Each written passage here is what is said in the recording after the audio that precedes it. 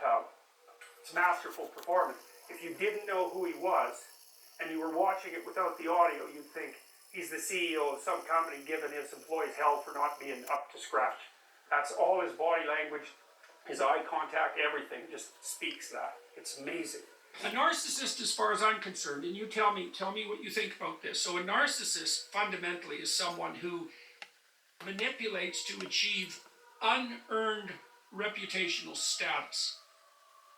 Now, so I know that needs to be fleshed out, but that seems to be something like at the core of it. And perhaps the reason that works is because once you establish a social hierarchy that's functional, the higher you are in the hierarchy, the more resources accrue to you. And for men in particular, that also involves reproductive success, because the best predictor of mate access for men is relative position in a hierarchy. It's a huge predictor. Now you can mimic that as a narcissist, right? You can make a show of yourself. You can display a confidence that would normally be associated with competence, but it's not real. But it's real enough to fool people, right? It's real enough to fool naive young women, for example, and it's real enough to allow you to maneuver into positions into high resource positions. So is that in keeping with your conceptualization of narcissism?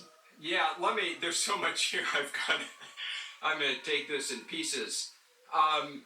First, I do think that idea of unearned status is really important with narcissism.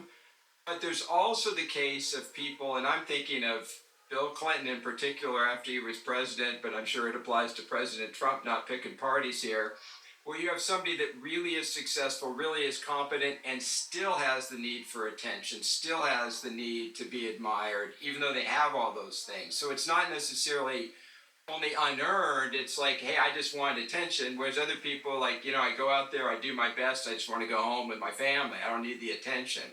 So I think it can be, people enjoy the earned attention too, to some extent, but it always gets to the point where you want more than you deserve. So there's an